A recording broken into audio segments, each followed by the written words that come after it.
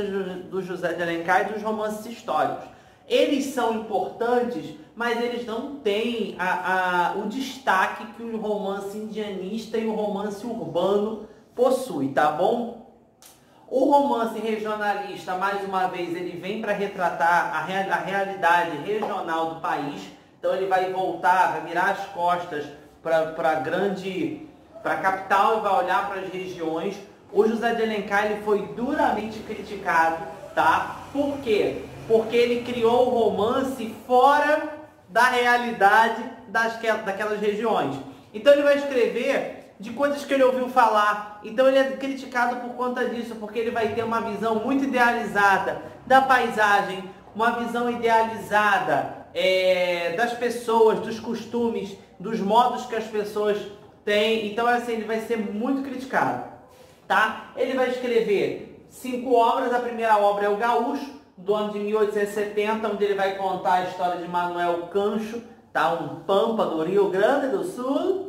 Tá? Ele vai falar sobre o sertanejo, que aí na história sertaneja ele vai escrever, que é de 1875, sobre um personagem cearense, ou seja, ele volta à sua terra natal para escrever sobre Arnaldo, que vai ser a idealização da força, do caráter, da personalidade cearense, da personalidade do sertanejo nordestino. A síntese, o resumo do sertanejo nordestino está na figura do Arnaldo.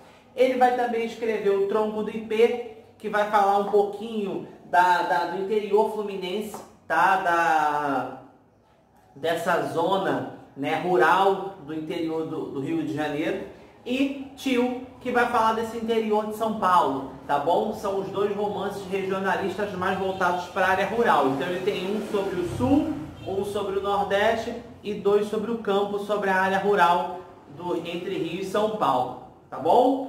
E agora a gente vai falar dos romances históricos. Os romances históricos, eles vão misturar ficção com história, tá? Então José de Alencar, ele cria personagens, mas ele vai também contar um pedaço da história do Brasil.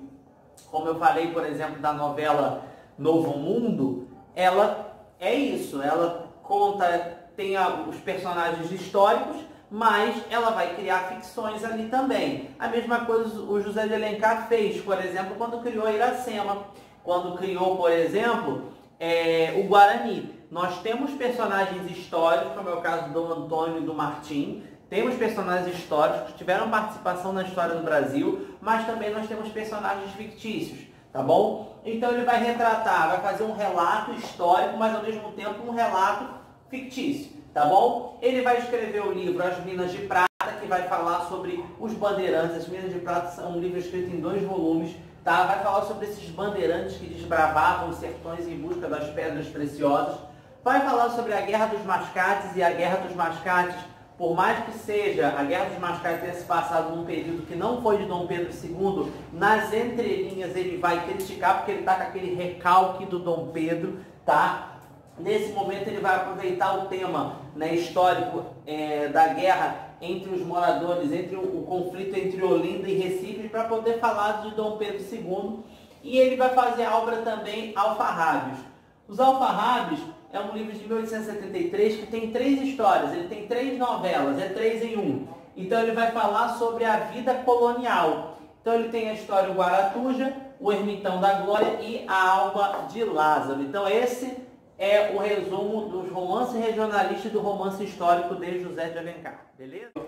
Romance, de romantismo, de romance urbano, falando de José de Alencar. A gente agora vai falar desses romances que são o destaque da obra. Lembrando que o José de Alencar, o grande destaque da obra dele são os romances indianistas e urbanos, tá bom? E qual era o objetivo de um romance urbano? Era retratar a vida na corte, retratar a vida social na corte, retratar como as pessoas da corte viviam, como se comportavam, como era o dia a dia delas, tá? Não vai se diferenciar o romance do José de Alencar do Joaquim Manuel de Macedo, tá?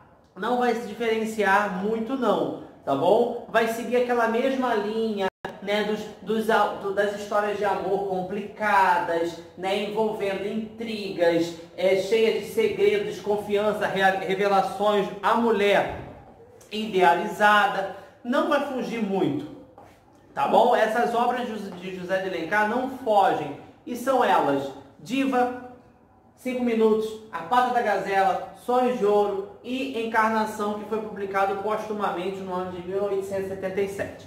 Essas são as obras, tá?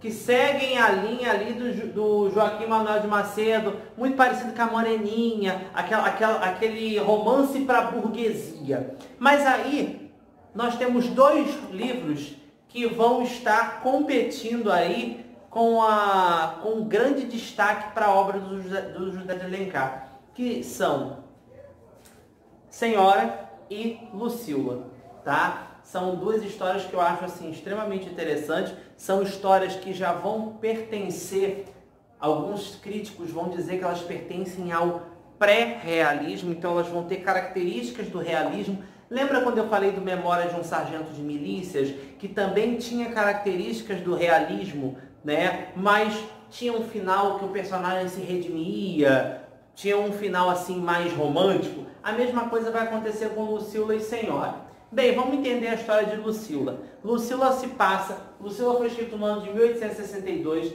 é a história de Maria da Glória. Maria da Glória é uma prostituta, na verdade uma prostituta não, Maria da Glória é uma menina que acaba entrando para a prostituição aos 14 anos de idade, porque sua família está toda doente, então ela vai recorrer a esse caminho para conseguir dinheiro para pagar o medicamento dos pais. Então a família, ela paga, a família melhora, mas aí o pai descobre que ela se prostituiu e a expulsa de casa. Nesse determinado momento, ela descobre que a sua amiga Lúcia faleceu. Então, o que ela faz? Ela finge a própria morte para poder assumir a identidade de Lúcia. Agora eu não sou mais Maria da Glória ficou no passado, agora eu sou Lúcia. E Lúcia vira uma cortesã. E o que é uma cortesã? É uma prostituta de luxo. Tá? Então, os grandes eventos, Lúcia sempre estava, sempre acompanhando a elite, né, da corte, tá bom? Então Lúcia era a prostituta do momento. Nesse período ela conhece Paulo. Paulo vive uma história de amor com Lúcia muito grande, tá? E é uma história de idas e vindas, porque Lúcia e Paulo vão viver entre o amor e o preconceito. Nós estamos nos amando, mas não fica bem. Ela era uma prostituta. Nós estamos nos amando, mas, poxa, ele vai ficar comigo que sou uma prostituta, eu não sou digna do amor dele. Era esse pensamento que ia começar a bater entre Paulo e Lúcia, até o momento que Lúcia acaba se engravidando, caindo doente e morre, tá? A lição que passa no final do livro é que o amor dela por Paulo vai purificar a sua alma, ou seja, Lucila é uma pessoa que tinha uma essência amarga, ela é purificada pelo amor. Só o amor purifica. Linguagem e visão romântica. Nós temos uma história realista, mas com final romântico, tá? Nós também vamos falar de Senhora do ano de 1875. Senhora vai contar a história de Aurélia Camargo, tá? Uma menina pobre, uma menina sem posse, uma menina sem nada, que está noiva de Fernando Seixas. Fernando Seixas recebe uma proposta: você quer casar com Adelaide Amaral e ganhar 30 mil contos de réis de dote? Aí Fernando Seixas fica feliz e fala assim: quer saber da coisa? Vou casar com ela. Então ele desmancha com a Aurélia para casar com a Adelaide, tá? Só que a Aurélia Camargo recebe uma herança.